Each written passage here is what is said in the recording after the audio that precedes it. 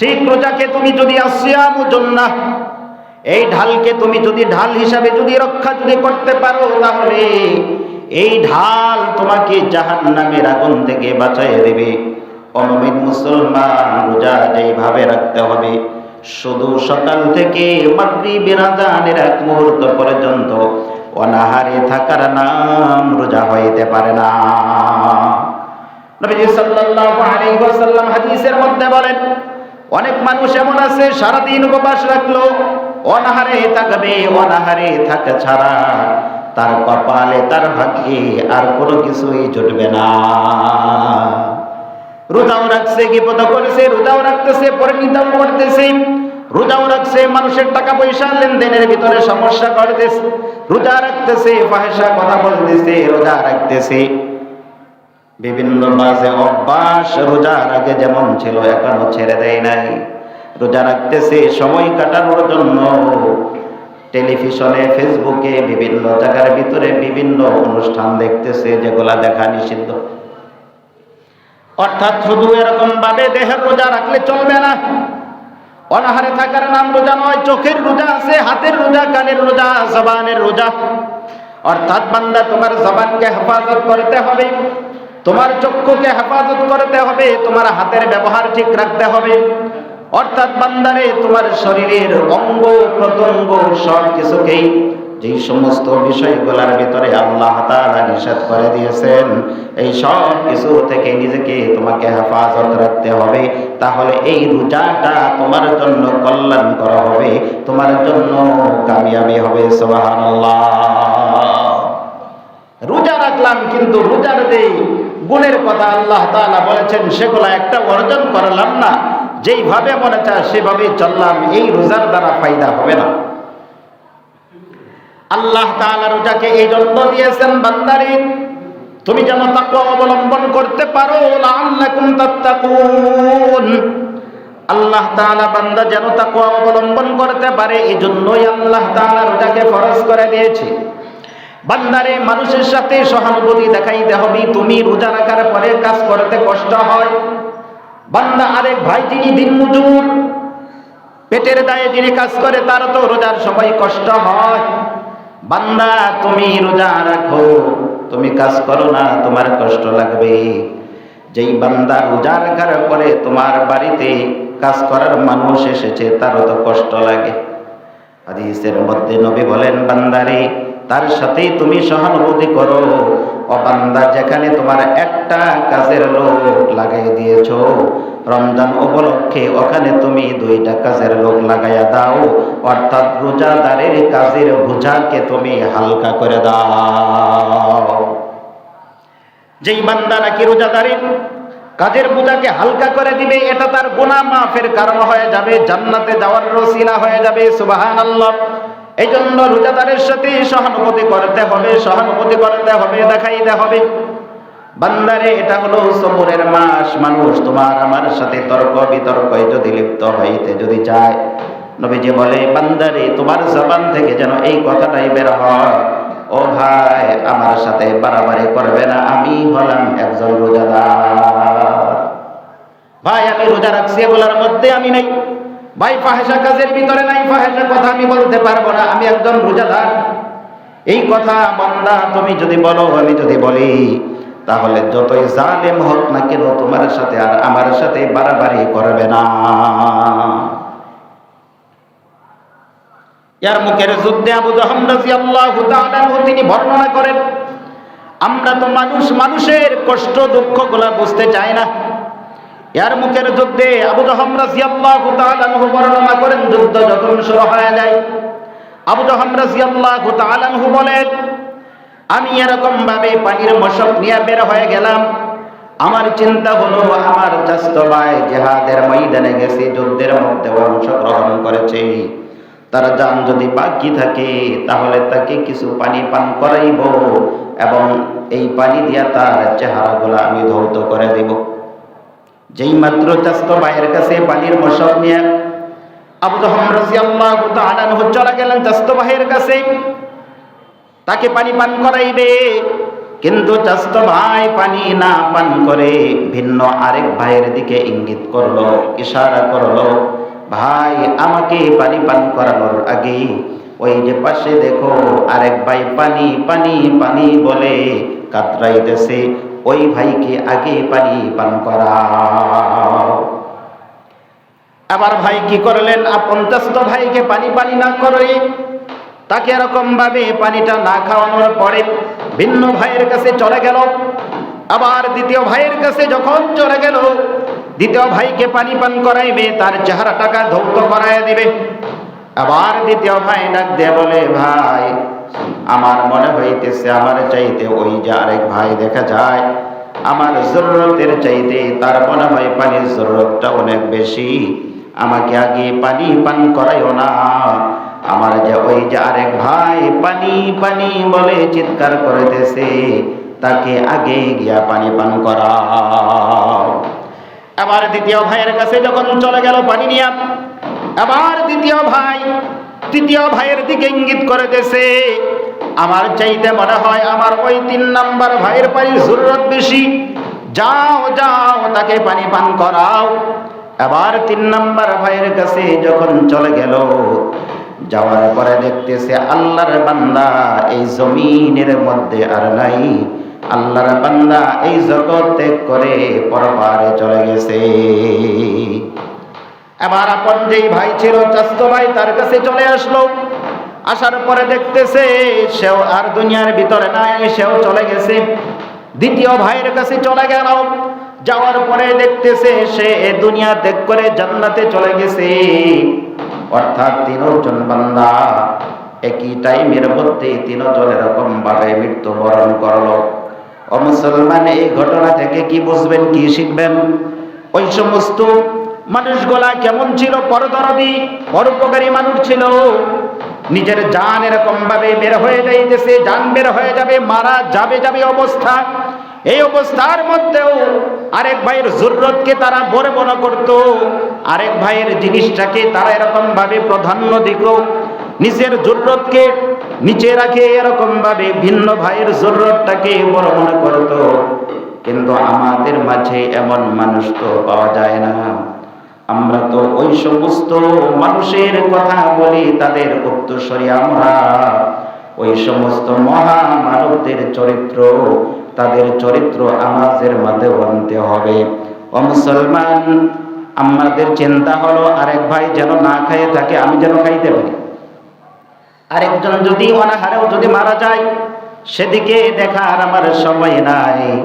আমার পেট যদি ভর্তি থাকে তাহলে মনে হয় সব ঠিক, আমি সুস্থ থাকবো, আমি পিস্তলের গুলি থেকে বাঁচবো, আমি জেল থেকে যদি বাঁচতে পারি, এটাই মনে হয় সবচাইতে সফলতা। এটাই হলো আমাদের চিন্তার ধান্দা। আমি ভালোগুলা খাবো, আরেক ভাই ভালোগুলা যেন না খাইতে পারে। অমিয়া বাস্তব কিছু কথা বলে দেখবেন, একসাথে দাওয়াত খাইতে গেছেন, একটা বলের ভিতরে বা একটা পাতিলা আপনার সামনে এনে দিয়েছে কয়েকজনকে মেহমানদারি করার জন্য। আপনি কি করলেন? ভালো ভালো যে গোশতগুলো আছে আপনি সেগুলা বেছে বেছে যেটা মজাদার আছে সেগুলা আপনি নিলেন। আপনার পাশে যে আরো 3 জন ভাই আছে, আপনার যেমন রুচি আছে তাদের কিছু রুচি নাই, তাদেরও তো মনে চায়। অর্থাৎ নিজের জন্য ভালোটা বুঝলেন, আরেক ভাইয়ের জন্য কিন্তু ভালোটা বুঝলেন না। স্পষ্ট আর ভিন্ন একটা হাদিসের মধ্যে আছে, ও বান্দা তুমি নিজেকে ইমানদার দাবি করো, ততক্ষণ পর্যন্ত তুমি পূর্ণাঙ্গ ইমানদার হবে না, খাঁটি ইমানদার হবে না। যতক্ষণ পর্যন্ত নিজের জন্য যেই জিনিসটা পছন্দ করো, আরেক ভাইয়ের জন্য ওই জিনিসটা পছন্দ না করবা, ততক্ষণ পর্যন্ত তুমি খাঁটি মুমিন হইতে পারবা না। যতগুলা হাদিস পড়ি, যতগুলা হাদিস শুনি, এই হাদিসটা সবচাইতে আমার কাছে মারাত্মক লাগে এবং বড় কঠিন মনে হয় যে নিজের জন্য যা পছন্দ করো, ভিন্ন ভাইয়ের জন্য তাহাই পছন্দ করো। মুমিন, এই বিষয়টা একবার যদি ঠান্ডা মাথায় যদি আপনি চিন্তা করেন, নিজের জন্য যেই সমস্ত বিষয়গুলা পছন্দ করি, ভিন্ন ভাইয়ের জন্য সেটা আমি পছন্দ করি কি না চিন্তা করে দেখে। কয়জন মানুষ আছে সমাজের মধ্যে, দেশের মধ্যে খুঁজে পাবেন যে ওই ব্যক্তি নিজের জন্য যা পছন্দ করে ভিন্ন ভাইয়ের জন্য তাই পছন্দ করে, এমন মানুষ খুঁজে পাবেন না। আরে যেখানে দাঁড়াইলে খুব আরামে দাঁড়ানো যায় সেই জায়গাটা সবারই পছন্দ নাকি? ফেরের নিচে দাঁড়াইবেন, মাঝপথে যদি দাঁড়ায় তাহলে বাতাসটা আমার গায়ে ভালো লাগবে, আরাম লাগবে, নিজের জন্য বুঝলেন। আরেক ভাই পিছনে কাতারে দাঁড়ায়, তারে মশা ধরক বাতাস যেন না পায়, এই চিন্তা নাকি? আপনার যেমন শরীর আছে, রক্ত গোশত আছে, আরাম বেআরাম বুঝেন, ভিন্ন ভাই তো সেটা বুঝে। এজন্য এই হাদিস আপনি যদি চিন্তা করেন, আপনি জানেন ওখানে গেলে একজন ডাকাতে ধরবে, আপনি চিন্তা করলেন দূর আমি যাইব না, হের যা মনে আছে তাই করব। এই টাইপের মানুষ কিন্তু আমাদের মধ্যে বেশি, যে আমি নিজে তো বেঁচে গেলাম, হের যা মনে আছে তাই করব। তাহলে কি করলেন? নিজে বাঁচার জন্য চাইলেন, কিন্তু ভিন্ন ভাইকে বিপদে ফেলানোর জন্য আপনার চিন্তা। আপনি এখনো কিনা সত্যিকার অর্থে মুমিন না, যতই দাবি করি হাদিসের ভাষায় মুমিন না। এইভাবে এই হাদিসটা আপনি যদি সব জায়গার ভিতরে যদি কাজে লাগান, পকেটে টাকা আছে, পট্টি লাগানো টাকা অর্থাৎ ছেঁড়া টাকা আছে, এই টাকাটা নিজে তো চালাইতে পারেন না। দিনের বেলা রাত্রে বিভিন্ন কিছু কেনাকাটার জন্য চলে গেলেন, যাওয়ার পরে দোকানদার কিছু কিছু দোকানদার আছে আপনি টাকা দিবেন, আপনার কাছ থেকে ওই টাকাটা বিশ্বাস করে রাখে, মানে ওইটা ভালো না মন্দ এটা দেখেও না, দিছেন টাকাটা কেশের মধ্যে রেখে দিছেন। আপনি কি করলেন এই সুযোগে, যে অমুক এই টাকাটা দেখবে না, এই পট্টি লাগানো টাকা অথবা অচল টাকা যেটা কোথাও চালাইতে পারেন না, ওই টাকাটা সুন্দর করে তারে দিয়ে দিলেন, চালাই দিলেন, আর নিজেকে খুব ধন্য মনে করলেন যে না টাকাটা কোথাও চালাইতে পারি নাই, এই 500 টাকার নোট অথবা 100 হোক 1000 হোক যাই হোক না কেন টাকাটা আমি চালাই দিলাম, খুব ভালো করছেন তাই না? বিপদে পড়ছেন আপনি। ওই ভাই যদি চালাইতে পারে, এই যে টাকাটা দিচ্ছেন তার কাছে চিরদিনের জন্য আপনি দিনই, ক্ষণিকের জন্য তো আপনি মনে করলেন আরে আমি চালাকি করে টাকাটা দিয়ে দিছি। আমারকে আল্লাহ তাআলা যতটুকু আকল দিয়েছে, যারা বলে অমুক লোকটা চালাক, আমার জানা মতে আমার আকলে যেটা ধরে, যাদেরকে বলবেন চালাক এগুলা হলো বাটপার। যেই সমস্ত মানুষকে বলবেন এই লোকটা বড় চালাক, আসলে সেটা চালাক না, এটা হলো বাটপার। কেন? সে বাটপারি করে টাকা মেরেছে, না হয় ধোঁকা দিয়েছে, কোনো কৌশল করেছে, তারপর ওই লোকটাকে আমরা বলো চালাক। কেমনে চালাক? যেন 20 টাকা দেওয়ার দরকার 10 টাকা দিয়ে কৌশলে চলে আসছে, তাকে ঠকাইছে, সে হলো বাটপার। সে চালাক কেমনে? অপেক্ষা করতেছে ওই 10 টাকার জন্য ময়দানে হাসরে তোমার কাছ থেকে আদায় করবে। সবকিছুর ভিতরে ধোঁকা দিয়ে তুমি চলে যাও আর মনে করো আমি খুব চালাক, আমার লোকে চালাকি করে পাই না। আরে বেটা, তোমার ভিতরে যেই মুনাফিকি, তোমার ভিতরে যেই বাটপারির চিন্তা, এই চিন্তাও আল্লাহ তাআলা লিখতেছে।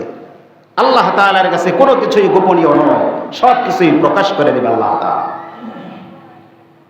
তো এই জন্য নিজের জন্য যাহা পছন্দ করো, ভিন্ন ভাইয়ের জন্য তাহাই পছন্দ করতে হবে, এটা শুধু মাথায় রাখবেন। আর বেশি ওয়াজের দরকার নাই। যে কোনো কর্ম করবেন আপনি চিন্তা করবেন এটা আমার জন্য পছন্দ করে, ভাইয়ের জন্য তো পছন্দ করতেছে না, এটা হবে না। এই চিন্তাটা যদি করেন, কোনো ধরনের ফিতনা ফাসাদ পুরা পৃথিবীর ভিতরে কোথাও থাকবে না, কোথাও থাকবে না।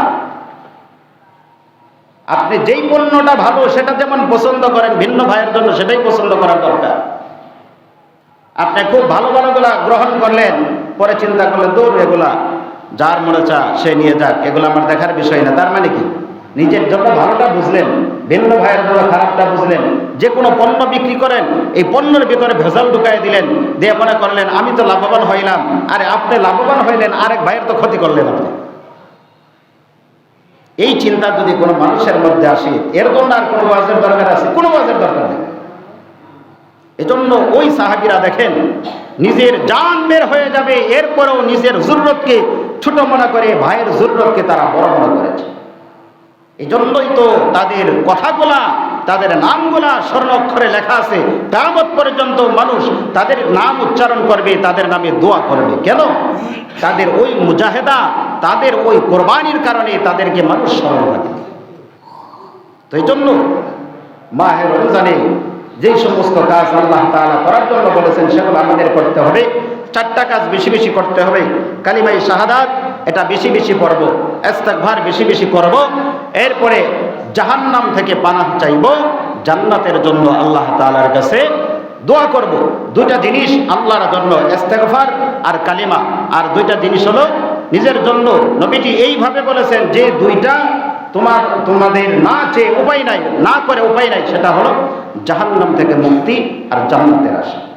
তো এই জন্য এই 4টা কাজ মাহে রমজানে আমরা বেশি বেশি করব, আর বেশি বেশি করে দান সদকা করব। অন্য মাসে 1 টাকা দিলে 10 টাকার সওয়াব, আর এই মাসে 1 টাকা দিলে কয় টাকার সওয়াব? 70। এই মাসে 1 টাকা দিলে কত টাকার সওয়াব? 70 টাকার সওয়াব। দেখি আপনারা কেমন দান খয়রাত করেন, দান বাক্সের ভিতরে দেখা যাবে আজকে। গত সপ্তাহে 600, এর আগের সপ্তাহে 610, অর্থাৎ আগের সপ্তাহে 10 টাকার, পরের সপ্তাহে কম উঠছে। দেখবো আজকে আপনারা কয় টাকা দেন, দান বাক্সের ভিতরে দেখা যাবে। দেখি সওয়াবের আগ্রহ কার কত আছে, এটা নামাজের পরে দান বাক্সের ভিতরে বোঝা যাবে। আল্লাহ তাআলা আমাদের সবাইকে মাহে রমজান উপলক্ষে বেশি বেশি ইস্তেগফার দান করার জন্য তৌফিক দান করুন।